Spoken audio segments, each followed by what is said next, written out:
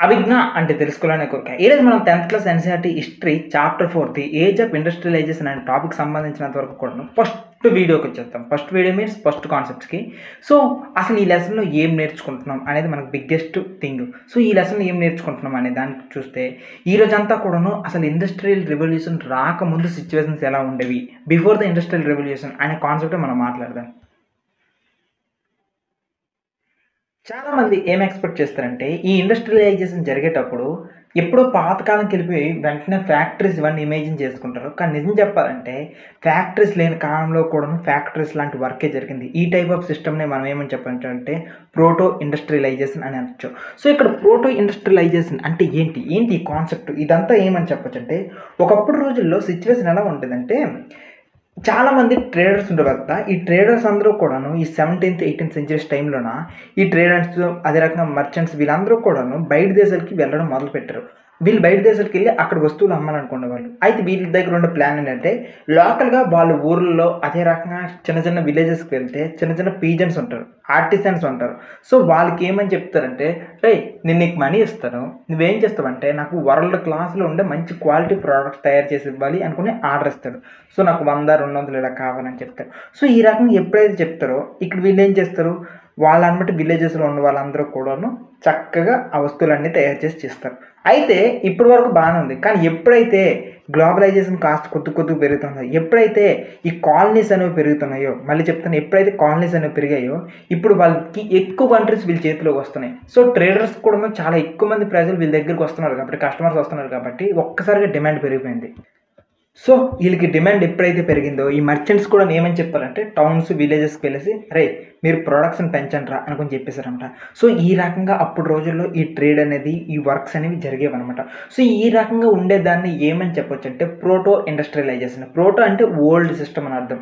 So, ఈ రకంగా ఉండే సిస్టమ్‌ని ప్రోటో ఇండస్ట్రియలైజేషన్. మీకు క్లియర్‌గా అర్థమైపోయి ఉంటది. ఇక్కడ క్లియర్‌గా కూడాను ఇక్కడ ఫ్యాక్టరీస్ లేవు. విలేజెస్‌లో ఉండే వర్కర్స్‌కి ఎక్కువ వర్క్ చెప్పేవాళ్ళు. ఎందుకంటే వాళ్ళకి డిమాండ్ ఉంది కాబట్టి, ఆ డిమాండ్‌ని అక్కడికి వెళ్లి వస్తువులు అమ్ముకునేవాళ్ళు. కానీ అసలు ఎందుకు ఈ ప్రొడక్షన్ అనేది పెరగలేదు? ఎందుకు అది అలానే ఆగిపోయింది? దీని వెనకున్న రీజన్ ఏంటి? మేజర్‌గా అబ్జర్వ్ చేస్తే first reason trade guilds. Trade guilds అంటే ఏం లేదు వర్కర్ యూనియన్స్ అనమాట. ఆ రోజుల్లో కొండలు తయారు చేసే వాళ్ళంతా ఒక యూనియన్‌గా ఉండిపోయేవాళ్ళు. అదే రకంగా ఐరన్‌తో వస్తువులు తయారు చేసే వాళ్ళందరూ ఒక యూనియనే. బంగారం పనులు చేసుకునే వాళ్ళందరూ ఒక యూనియన్. దీన్నే ఏమంటొచ్చంటే గిల్డ్స్ అనొచ్చు. సో, ఈ ట్రేడ్ చేస్తున్నారు కాబట్టి వీటిని ట్రేడ్ గిల్డ్స్. ఇది ఎలా పనిచేస్తదంటే ఒక కోఆపరేటివ్ సొసైటీ లాగా.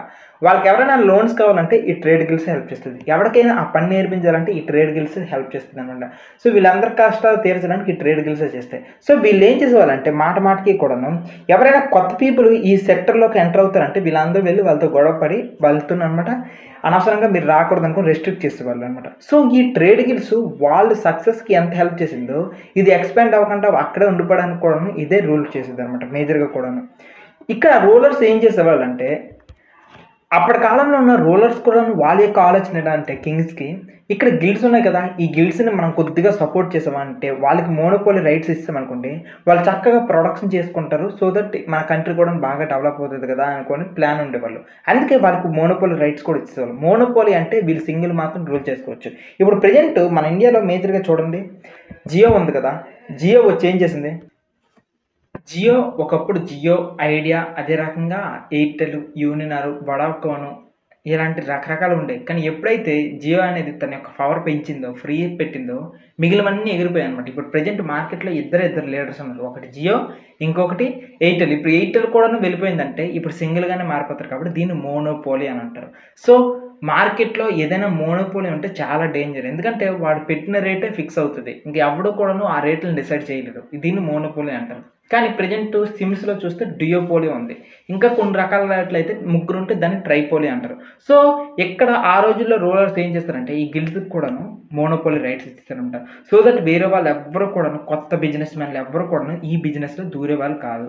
అయితే ఇక్కడ ప్రొడక్షన్ అనేది ఎలా జరిగేది? ఈ ప్రోటో ఇండస్ట్రియలైజేషన్ ఆ రోజుల్లో ఫ్యాక్టరీ లేనప్పుడు ఎక్కువ ప్రొడక్షన్ ఏ రకంగా జరిగింది? మాస్ ప్రొడక్షన్ ఏ రకంగా జరిగింది? చూస్తే ఇక్కడ మర్చెంట్స్ అందరూ కూడాను కంట్రీ సైడ్ అంటే విలేజెస్‌కి వెళ్ళేవాళ్ళు. అక్కడున్న పూర్ పీజన్స్ అదనంగా ఆర్టిసన్స్‌కి ఏం చెప్పారంటే, "నేను మీకు వర్క్ ఇస్తాను. మీరు నా కోసం వర్క్ చేయండి" అనుకోని చెప్పేసి వాళ్ళతోనన్నమాట వర్క్ చేయించారు. అయితే అక్కడున్న పూర్ పీజన్స్‌తో ఆర్టిసన్స్ కూడా వర్క్ చేయించడానికి రీజన్ ఏంటంటే అప్పుడు రోజుల్లోన కరువు ఉంది. అదే రకంగా సిట్యుయేషన్స్ బాలేవు కాబట్టి వాళ్ళు కూడా చాలామంది పనులు లేక ఖాళీగానే ఉన్నారు.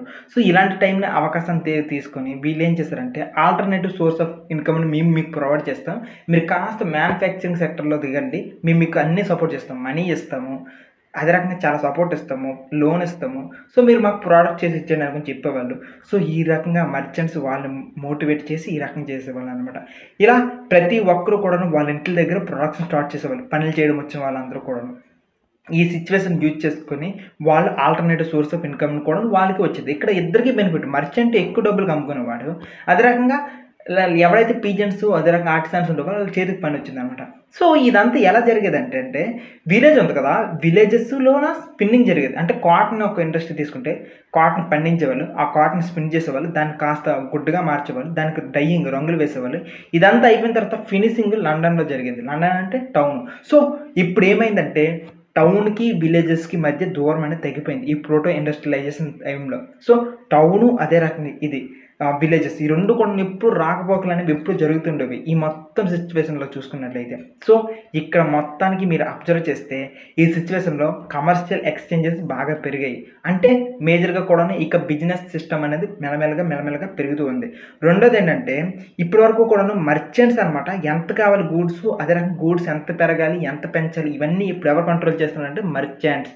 సో, ఇప్పుడు కొత్త లీడర్ మార్కెట్‌లో ఎవరొచ్చారంటే ఈ మర్చెంట్స్, ట్రేడర్స్ మాత్రమే రూలర్స్. ఇప్పుడు వాళ్ళు చెప్పిన దాంట్లో ప్రొడక్షన్ అంతా జరుగుతుంది. అట్ ద సేమ్ టైమ్ చాలా మందికి వర్క్ అనేది దొరికిందనమాట. ఇందులో ఎంతమంది వరకు వర్క్ దొరికిందంటే 20-50 మెంబర్స్ వరకు కూడాను 20-25 మెంబర్స్ వరకు కూడాను ఈ వర్క్ దొరికేది. సో, ప్రతి మర్చెంట్ కింద 20-25 మంది ఉంటున్నారు. అదే రకంగా ఈ మర్చెంటే ఈ మార్కెట్‌లో ఎంత ప్రొడక్షన్ అనేది కంట్రోల్ చేస్తున్నాడు. నెక్స్ట్ ఈ పెద్ద నెట్వర్క్ ఈ మనీకి సంబంధించిన ఎక్స్‌చేంజ్‌కి సంబంధించిన నెట్వర్క్ అంతా క్రియేట్ కూడా వీళ్ళే చేస్తున్నారనమాట. ఇది ఈ రకంగా ఉండేది ప్రోటో ఇండస్ట్రియల్ సిస్టమ్‌లో.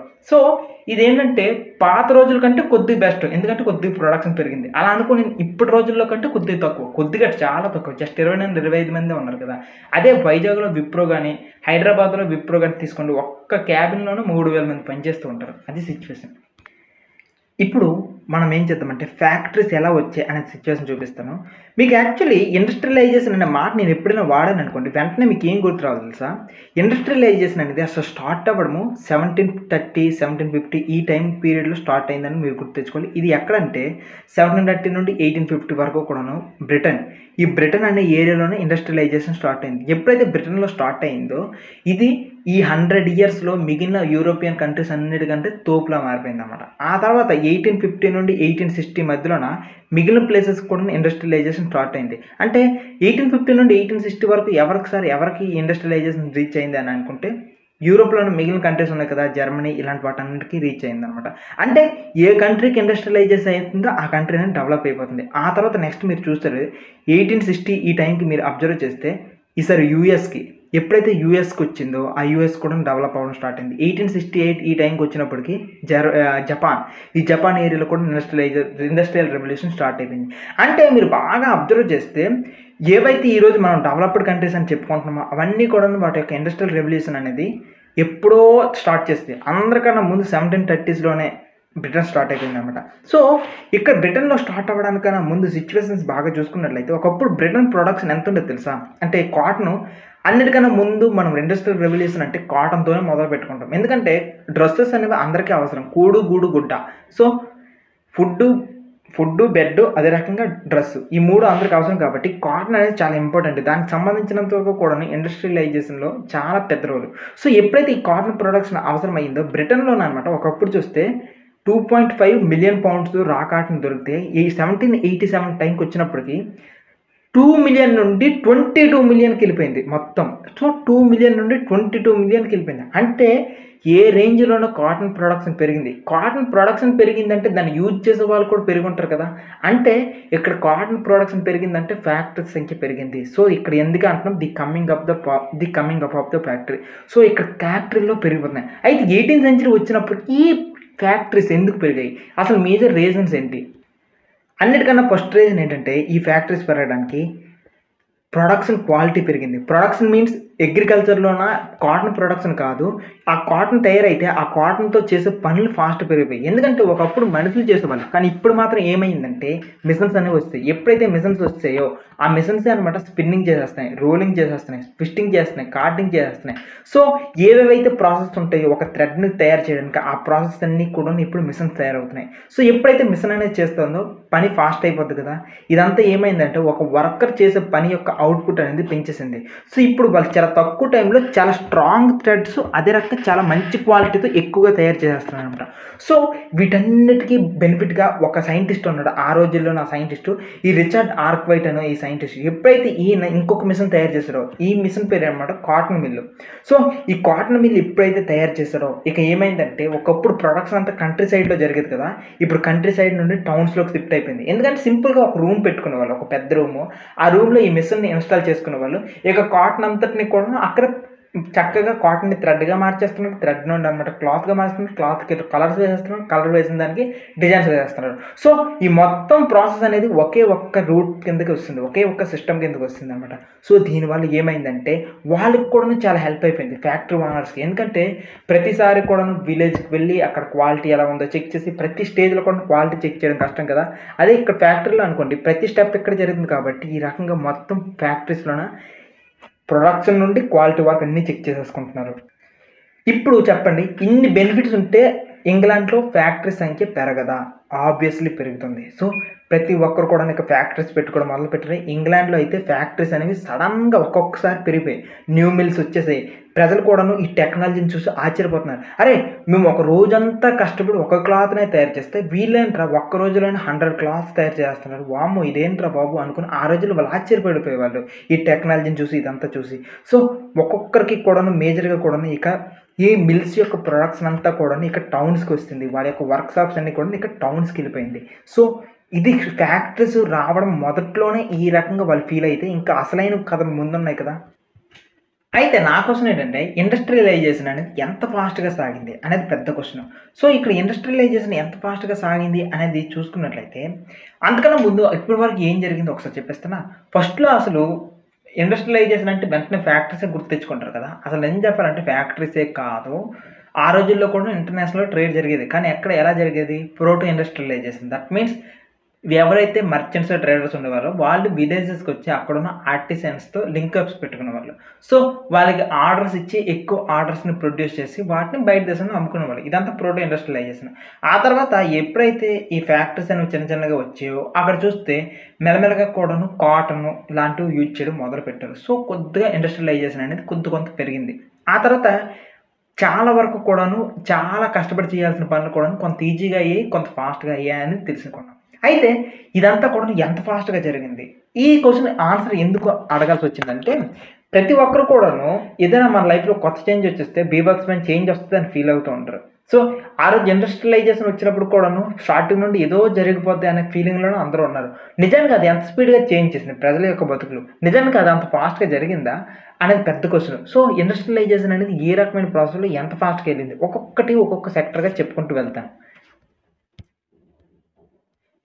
ఫస్ట్ చేంజ్ గురించి మాట్లాడితే, ఇక ఫస్ట్‌లో మనం కాటన్ గురించే మాట్లాడాలి. ఎందుకంటే, ఆ రోజుల్లో చెప్తున్నాను గదా! కాటన్ అనేది చాలా ఫాస్ట్‌గా డెవలప్ అవుతుందనుకోని. సో, 1840స్‌కి వచ్చినప్పటికి కూడాను, ఈ కాటన్ యొక్క డెవలప్‌మెంట్ గాని, కాటన్‌ని యూజ్ చేయడం గాని, చాలా ఎక్కువగా పెరిగింది. అదే టైంలో మెటల్‌ని కూడాను యూజ్ చేయడం స్టార్ట్ చేశారు. అయితే ఇప్పటి వరకు ఇండస్ట్రియలైజేషన్‌లో ఈ కాన్సెప్ట్ వాడలేదు. ఎందుకంటే, ఇక్కడ మెటల్స్ చాలామంది ఆ టైంలోనే రైల్వేస్ వేయడం మొదలుపెట్టారు. ఎప్పుడైతే రైల్వేస్‌ని మొదలుపెట్టారో చాలా కాలనీస్‌లో కూడాను వాళ్ళు రా మెటీరియల్స్ తీసుకొని రావడానికి రైల్వేస్ కావాల్సొచ్చింది కాబట్టి దాని గురించి మొదలుపెట్టారు. ఎప్పుడైతే మెటల్స్ యూజ్ చేయడం మొదలుపెట్టారో స్టీల్ ఇండస్ట్రీ అనేది డెవలప్ అయింది. ఆ సిట్యుయేషన్‌లో చూసుకున్నట్లయితే బ్రిటన్‌లో కాటన్ ఎంతగా ప్రొడ్యూస్ అవుతుందన్న సంగతి చూసుకున్నట్లయితే స్టీలు అదే రక ఐరన్ అనేది కాటన్ ఎక్స్‌పోర్ట్స్ కన్నా డబుల్‌గా మారిపోయిందన్నమాట వాల్యూ. సో, కాటన్ ఎక్స్‌పోర్ట్ కంటే ఇక్కడ మెటల్ యొక్క వాల్యూ అనేది పెరిగింది. సో, ఈ ఇండస్ట్రియల్ దాంట్లో మీరు కాటన్ కొద్దిగా వెనక్కెళ్ళి స్టీల్ అనే దానికి కొద్దిగా వాల్యూ పెరిగింది అనేది అర్థం చేసుకోవచ్చు. ఇండస్ట్రీ ఎంత ఫాస్ట్‌గా డెవలప్ అవుతుంది అని చెప్పుకోవడానికి ఇక్కడ మనకు బాగా అబ్జర్వ్ చేస్తే అంత ఫాస్ట్‌గా ఏం వెళ్ళట్లేదనమాట. నిజం చెప్పాలంటే బాగా డౌన్‌గానే ఉంది. ఇక్కడ ఎలా చెప్పొచ్చంటే ఇక్కడ ఏవైతే ట్రెడిషనల్ సెక్టర్స్ ఉన్నాయో మామూలుగా ఏదైనా ఒక డెవలప్‌మెంట్ వస్తే ఆ లోకల్‌గా ఉన్న సెక్టర్స్ అన్నీ కూడా జాబ్స్ అన్నీ పోవాలి. ఎగ్జాంపుల్‌కి కంప్యూటర్స్ వచ్చిన కొత్తలో చాలామంది జాబ్స్ ఎగిరిపోయాయి. అదే రకంగా ఆర్టిఫిషియల్ ఇంటెలిజెన్స్ రావడం వల్ల ఇప్పుడు చాలామంది జాబ్స్ ఎగిరిపోతాయి అంటున్నారు కదా! ఆ రోజుల్లో కూడా ఇండస్ట్రీస్ వస్తే ఇక్కడ ట్రెడిషనల్ సెక్టర్స్‌లోనే జాబ్స్ అని ఎగిరిపోలేదు. కానీ అవి ఎగరట్లేదు. నిజం చెప్పాలంటే ఓన్లీ 20% మంది మాత్రమే టెక్నాలజీకి సంబంధించిన ఇండస్ట్రియల్ సెక్టర్‌లో ఉన్నారు. అంటే మిగిలిన 80% పరిస్థితి ఏంటి? ఈ రోజుల్లో చూడండి సొసైటీలో ఉన్న 100% కూడాను టెక్నాలజీ మీద డిపెండ్ అయినారు. ఎవరు కూడాను ఇప్పుడు చేత్తోని చేయడాలు అలాంటివి ఏమి లేవు. అంటే ఆ రోజుల్లోన అప్పటికి ఇండస్ట్రియలైజేషన్ అని చెప్పుకున్న టైంలో కూడాను అంత అనుకున్నంత ఏం ఫాస్ట్‌గా లేదు. 20% మాత్రమే. అండ్ టెక్స్టైల్ సెక్టర్‌లో చూసుకున్నా సరే ఎక్కువగా టెక్స్టైల్ అంటే డ్రెసెస్ తయారు చేసిన సెక్టర్‌లో చూసినా సరే ఎక్కువగా ప్రొడ్యూస్ అయింది ఔట్ సైడే తప్ప ఎక్కడ ఫ్యాక్టరీస్‌లో తక్కువుందనమాట. అంటే డొమెస్టిక్ యూనిట్స్‌లో ఇక్కడ పెరుగుతుంది అనే విషయమే మీరు అర్థం చేసుకోవాలి. సో, దీన్ని బట్టి మీరేం అర్థం చేసుకుంటారంటే ఇండస్ట్రియలైజేషన్ వచ్చింది. కానీ అందరికీ రీచ్ అవ్వలేదు అనే విషయం అర్థం చేసుకోవాలి. ఇక్కడ మూడో పాయింట్ ఇందాకల నుండి డెవలప్మెంట్ అని తెగ గింజుకుంటున్నాం కదా! ఈ డెవలప్‌మెంటు ఆ టైంలో జరిగింది ఈ ఇండస్ట్రియలైజేషన్ వల్ల కాదంట మేజర్‌గా కూడాను. ఏవైతే నాన్ మెకనైజ్డ్ సెక్టర్స్ ఉన్నాయో అంటే మిషన్స్ వాడిన సెక్టర్స్ ఉన్నాయో ఎగ్జాంపుల్‌కి ఫుడ్ ప్రాసెసింగ్ చేసేవాళ్ళు గాని, బిల్డింగ్స్ కట్టేవాళ్ళు గాని, పాట్స్ తయారు చేసేవాళ్ళు, గ్లాసెస్‌ని తయారు చేసేవాళ్ళు, ఫర్నిచర్‌ని తయారు చేసేవాళ్ళు ఇలాంటి వాళ్ళ యొక్క సెక్టర్‌లో చిన్న చేంజెస్ వచ్చాయంట. అవి డెవలప్‌మెంట్‌కి రీచ్ చేసాయి తప్ప ఇంతేగాని ట్రెడిషనల్ సెక్టర్స్‌లో వచ్చిన వాటివి డెవలప్‌మెంట్ వల్ల డెవలప్ అయింది తప్ప, పూర్తిగా ఇండస్ట్రియలైజేషన్‌కి క్రెడిట్ ఇవ్వాల్సిన అవసరం లేదు అనుకుని తెలుసుకోవచ్చు. ఇది మూడో విషయం. అండ్ ఫోర్త్ పాయింట్ ఆలోచించండి. టెక్నాలజీలో బీభత్సమైన చేంజెస్ వచ్చేస్తున్నాయి అనుకోని మనం అనుకుంటున్నాం కదా! నిజం చెప్పాలంటే అది అంత స్పీడ్‌గా ఏం జరగలేదనమాట. మీరు బాగా అబ్జర్వ్ చేయండి. ఓ నోకియా ఫోన్ నుండి ఈరోజు స్మార్ట్ ఫోన్ రావడానికి ఎంత టైం పట్టింది? ఇదే డిజిటల్ ఫోన్ నుండి లేజర్ ఫోన్ రావడానికి ఎంత టైం పడుతది? అంటే టెక్నాలజీ కూడా అప్‌డేట్ అవ్వడము చాలా ఫాస్ట్‌గా ఏం కాదు స్లోగానే. పోనీ టెక్నాలజీ అప్‌డేట్ అయిందని అనుకుందాం. ఒక మెషిన్ తయారు చేశారు చాలామంది. ఆ మెషిన్స్ అందరూ కొనేస్తారా? లేదు. కొన్ని సార్లు ఫస్ట్ టైమ్ తయారు చేసినప్పుడు అవి చాలా ఎక్స్‌పెన్సివ్‌గా ఉంటాయి. సో, మర్చెంట్స్ అందరూ కూడాను ఇంత కాస్ట్‌లీ మిషన్ కొనడం కంటే, ఆ మిషన్ కొనే దాంతో ఇంకొక 20 మందిని పనిలో పెట్టుకుంటే బెస్ట్ కదా! అని ఆలోచించుకుంటూ ఉండేవాళ్ళు. సో, మీరు కూడా ఆలోచించండి. కొత్తగా వచ్చిన మిషన్స్‌లోన అంత పర్ఫెక్ట్‌గా ఉంటదా? అంత పర్ఫెక్ట్‌గా ఏమి ఉండవు. ఆ వాటిలో కూడాను చాలా ప్రాబ్లమ్స్ వస్తాయి. మాటికి అప్‌డేట్ చేస్తూ ఉండాలి. చాలా రిపేర్స్ వస్తాయి. ఇవన్నీ కూడాను కొత్తగా మిషన్‌లు కొన్న వాళ్ళకి చాలా ఇబ్బంది అయిపోద్ది. దీనికి బెస్ట్ ఎగ్జాంపుల్ మన ఇండియాలో చాలామంది ఎలక్ట్రిక్ స్కూటర్స్ 2018, 2016 ఆ మూవ్‌మెంట్‌లో కొన్నారు కదా! వాళ్ళందరూ చాలా కష్టాలు అనుభవించారు. ఎందుకంటే అప్పటికి ఇండియాలోన టెక్నాలజీ ఇంకా పూర్తిగా డెవలప్ అవ్వలేదు. దాంతో పాటు ఎవరైతే చిన్నగా స్టార్ట్ చేసి అమ్ముతున్నారో వాళ్ళ దగ్గర కూడా టెక్నాలజీ అంతగా డెవలప్ అవ్వలేదనమాట. వాళ్ళిచ్చిన బ్యాటరీస్ చాలా దారుణంగా ఉండేవి. సో, ఎవడైతే కస్టమర్ కొన్నాడో వాడి పని చాలా కష్టంగా ఉండేది. సేమ్ అలాంటి సిట్యుయేషన్. అందు గురించే చాలామంది ఏం చేశారంటే ఇవి అంత ఎఫెక్టివ్‌గా కాదు అనుకుని ఇన్వెంటర్స్ అందరికీ చెప్పేవాళ్ళనమాట. ఈవెన్ స్టీమ్ ఇంజిన్ పరిస్థితి కూడాను అంతే. సో, వీటన్నిటి బట్టి మీరేం అర్థం చేసుకుంటారు అనంటే ఇండస్ట్రియలైజేషన్ వచ్చింది. కానీ వచ్చిన కొత్తలో అంత ఫాస్ట్‌గా ఎవరు రిక్రూట్ చేసుకోలేదు. దాన్ని అడాప్ట్ చేసుకోలేదనమాట. సేమ్ అదేనే. ఇప్పుడు చూడండి. ఇప్పుడు ప్రెజెంట్ డిజిటల్ బోర్డ్స్ అన్నీ ఉన్నాయి. కానీ నేనెందుకు వాటిని చేయలేకపోతున్నాను, వాటి మీద చెప్పలేకపోతున్నానంటే డబ్బులు లేవు. అంత ఎక్స్‌పెన్సివ్ అనమాట. అది 2,00,000 ఉంటది. ఒక బోర్డ్ అనేది. దానికి నేను ఎంతో మందికి స్పాన్సర్‌షిప్ పడుతున్నాను. కానీ ఎవరు హెల్ప్ చేయట్లేదు. ఏం చేస్తాం? ఇలాంటప్పుడు మరి నేను అప్‌డేట్ అవ్వగలనా? చేయలేను. సో, స్టూడెంట్స్‌ది కూడాను. స్టూడెంట్స్ కూడా ఎవరు హెల్ప్ చేయట్లేదు. ఏం చేయలేం దానికి. అంతే. సో, ఇదే రకంగా ఉంటదన్నమాట మేజర్‌గా. ఇదే దాన్ని బెస్ట్ ఎగ్జాంపుల్‌తో స్టీమ్ ఇంజిన్ పాయింట్ ఆఫ్ వ్యూలో చూద్దాం. స్టీమ్ ఇంజిన్‌ని యాక్చువల్లీ 1781 ఆ మూవ్‌మెంట్‌లోనే తయారు చేశారు. కానీ ఇది తయారు చేసింది ఎవరో చెప్తున్నాను చూడండి. James what. ఈ పేరుని బాగా గుర్తుంచుకోండి. ఈ జేమ్స్ వాట్ అనే ఆయన ఈ స్టీమ్ ఇంజిన్‌ని యాక్చువల్లీ తయారు చేశారు. అంతకన్నా ముందు ఎవరు తయారు చేశారంటే న్యూ కామెన్. ఓకేనా? మళ్ళీ చెప్తున్నా. ఈ న్యూ కామెన్ అనేవాడు ముందు తయారు చేసాడు. ఆ తయారు చేసిన దాన్ని ఎవరు ఇంప్రూవ్ చేశారంటే జేమ్స్ వాట్ అనేవాడు చాలా ఇంప్రూవ్ చేశాడు. సో, జేమ్స్ వాట్ అనేవాడు ఇంప్రూవ్ చేసి దాని మీద పేటెంట్ రైట్స్ కూడా తీసుకున్నారు. సో, అందుకే మీరు క్వెషన్స్ చదివితే ఎవరు స్టీమ్ ఇంజిన్ తయారు చేస్తారంటే జేమ్స్ వాట్ అనే చెప్తారంట. ఇలా ఈ జేమ్స్ వాట్ అనేవాడు తయారు చేసి దాని మీద పేటెంట్ తీసుకున్నాడు. అది జరిగిన కొన్నాళ్ళకనమాట మ్యాథ్యూ బౌల్టన్ అనుకుని ఇంకొకటి తయారు చేశాడు మిషన్. దాన్ని ఇంకాస్త అప్డేటెడ్ చేశాడు. మీకు బెస్ట్ ఎగ్జాంపుల్ ఏంటంటే ఒకప్పుడు చెప్పులు తయారు చేసేవాళ్ళు. ఆ చెప్పులు ఎలా ఉండేవంటే కర్రలతో ఉండేవి. ఓకేనా? అవి చాలా బరువుగా ఉన్నాయనుకుని ఇంకొక ఆయన వచ్చేసి దాన్ని అప్డేట్ చేసేసి దాన్ని రబ్బర్‌తో పెట్టాడు. ఇంకొక ఆయన కొంతకాలంకి వచ్చిన తర్వాత అరేయ్! అన్ని రబ్బర్స్ బాగలేవు. నేనేం చేస్తానంటే కాస్త స్మూత్‌వి తయారు చేస్తాననుకుని ఇంకొకడు కాస్త అప్డేట్ చేసాడు. ఇంకా కొన్నాళ్ళకి ఏమైందంటే అరేయ్! ఈ స్మూత్‌గానే ఉన్నాయి గానీ అమ్మాయిలకి స్టైలిష్‌గా తయారు చేస్తే బావుంటదనుకుని అమ్మాయిల చెప్పులు తయారు చేసాడు. ఇంకాస్త ముందుకెళ్ళేటప్పటికి దాని మీద డెకరేషన్ చేస్తే బావుంటదనుకుని డెకరేటివ్ చెప్పులు తయారు చేసాడు. ఇంకాస్త ముందుకెళ్ళేటప్పటికి ఆ చెప్పుల్లోని చూసుకున్నట్లయితే ఈరోజు క్రాక్స్ అని వస్తాయి, రకరకాలుగా అనమాట. సేమ్ సిస్టమ్ ఇలాంటివే. ఒక్కొక్కడికి ఒక్కొక్క ఫాల్ట్ కనిపించి అప్డేట్ చేసుకునేటప్పుడు మనకు ఫైనల్ వెర్షన్స్ అనేవి మాక్సిమం కూడా బ్యూటిఫుల్‌గా ఉంటాయి. సేమ్ ఈ స్టీమ్ ఇంజిన్ పరిస్థితిలో కూడా అంతే. సో, ఇక్కడ ఎంత పవర్‌ఫుల్ మిషన్ తయారు చేశారు. ఓకే. దీనివల్ల ప్రొడక్షన్ క్వాలిటీ పెరిగిపోద్ది. కానీ ఆ రోజుల్లో అంటే 1750 నుండి 1850 ఆ టైంలోననమాట ఎవరు కొనడానికి రెడీగా లేరు. కొన్నారు కూడాను. చాలా తక్కువ మందే కొన్నారనమాట. ఇది పరిస్థితి మేజర్‌గా కూడాను. మీకింకా లెక్కలతో చూపించాలని అనుకుంటే, ఇక్కడ చూడండి టోటల్‌గా 321 మాత్రమే ఆ రోజుల్లో కొన్నారనమాట స్టీమ్ ఇంజిన్స్. ఓకేనా. టోటల్‌గా 321 అది కూడాను 17, 18 ఆ టైంలో. అయితే ఇక్కడ మనం కాటన్ ఇండస్ట్రీస్ మాత్రమే ఎక్కువున్నాయి అనుకుని ఇందాక నుంచి చెప్పుకుంటున్నాం కదా! నిజం చెప్పాలంటే కాటన్ ఇండస్ట్రీ అనేవి ఒక 80 ఉన్నాయి. అదే రకంగా వూల్‌కి సంబంధించిన ఇండస్ట్రీ ఒక 9 ఉన్నాయి. మిగిలిన ఇండస్ట్రీస్ అన్నీ కూడాను మైనింగ్ గాని, ఐరన్ వర్క్స్ గాని వీటికి సంబంధించినవన్నీ ఉన్నాయన్నమాట. సో, ఒక్క మాటలో చెప్పాలంటే నిజానికి మనం ఏదైతే డెవలప్‌మెంట్ అవుతుంది, ఇండస్ట్రియలైజ్ చేస్తుంది అనుకుని చెప్తున్నాం కదా! ఆ రోజుల్లో టెక్స్ట్ బుక్ రాసిన వాళ్ళు, హిస్టరీ రాసిన వాళ్ళు కూడాను ఎవరైతే మిషన్ వాడతారో వాడిని ఎక్కువగా డెవలప్ అవుతున్నాడనే మాట కంటే, మిషన్ ఆపరేటర్స్ కంటే ఎవరైతే ట్రెడిషనల్‌గా తయారు చేస్తున్నారో, అంటే చేతులతో తయారు చేస్తున్నారో ఆ మాన్యువల్ లేబర్‌నే ఒక అసలైన ఈ అసలైన ఇండస్ట్రియలిస్ట్‌గా, అసలైన ప్రొడ్యూసర్‌గా చూసేవాళ్ళనమాట ఆ రోజుల్లో. సో, దీన్ని బట్టి మీకేం అర్థమైందంటే మిషన్స్ వచ్చాయి గానీ, మిషన్స్‌ని అడాప్ట్ చేసుకోవడం ఇంకా కొద్దిగా లేట్ అయింది అనే విషయం అర్థం చేసుకోవాలి. స్టార్టింగ్‌లో ఇండస్ట్రియల్ రెవల్యూషన్ వచ్చిన స్టార్టింగ్‌లో.